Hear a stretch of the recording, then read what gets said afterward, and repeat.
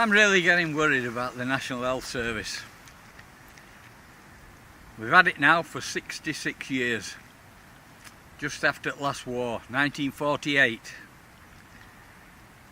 But they're out to privatise it.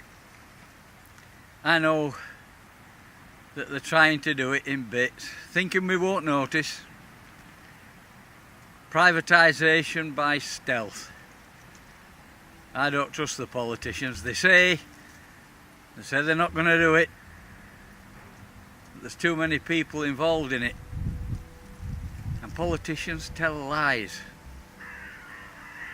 And Aaron Bevan, when he set up the National Health Service, he said it would only last as long as folk had the faith to fight for it. But they're taking it away.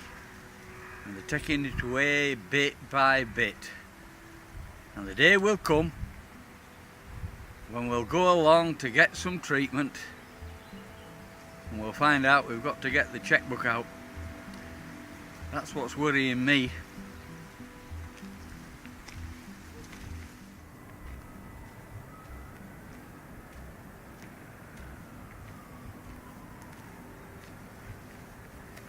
You know, politicians can always make an industry look as though it's failing, especially a publicly owned industry like the National Health Service.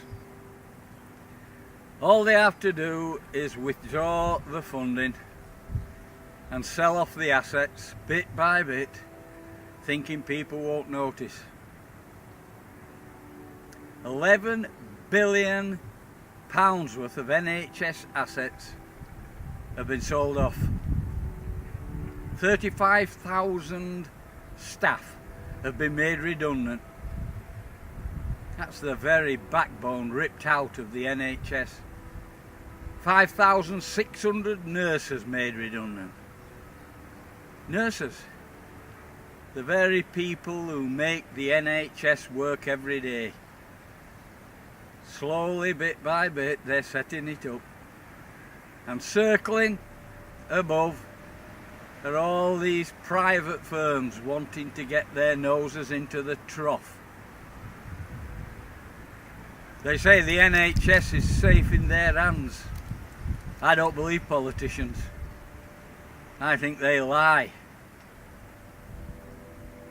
They've got an agenda. And that agenda is to take that wonderful NHS that we've had for 66 years and destroy it. And Aaron Bevan, who set up the health service, said it will only last as long as we have the faith to fight for it. He was right.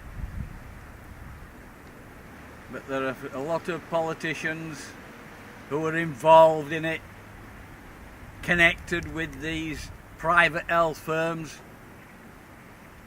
Alan Milburn's one. He advises Care UK. He used to be a former Labour health minister. They're all up to the neck in it because they can see that they're going to be able to dip their bread in the gravy if they can get rid of our health service. It's as simple as that.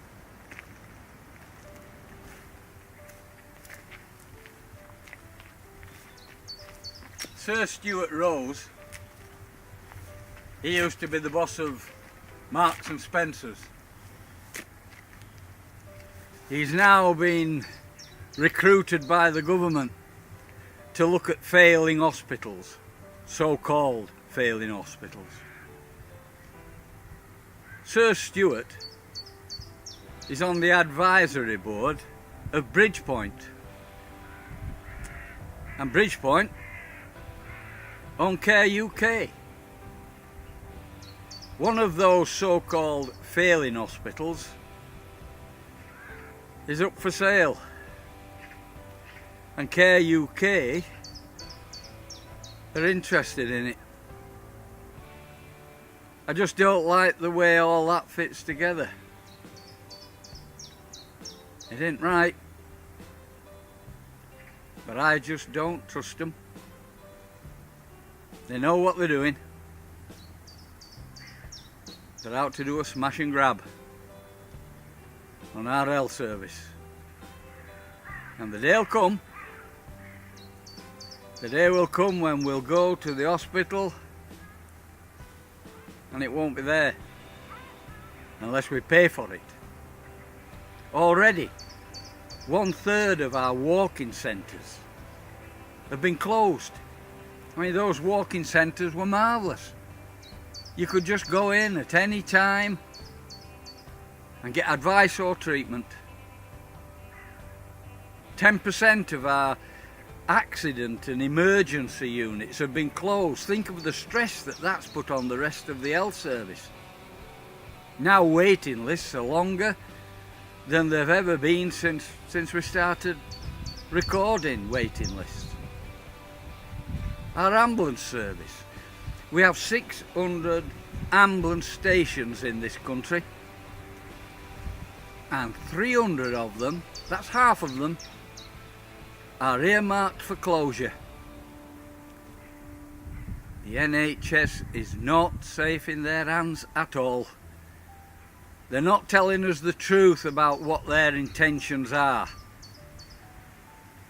They're going to steal it from us unless we do as an Hour and Bevan said and have the faith to fight for it. Workers at Care UK have just had a 50% reduction in their pay. No wonder they're taking strike action, who wouldn't? And yet the boss of Care UK has had a 60% increase in his wages. He's on £800,000 a year. Talk about dip your bread in the gravy. Now,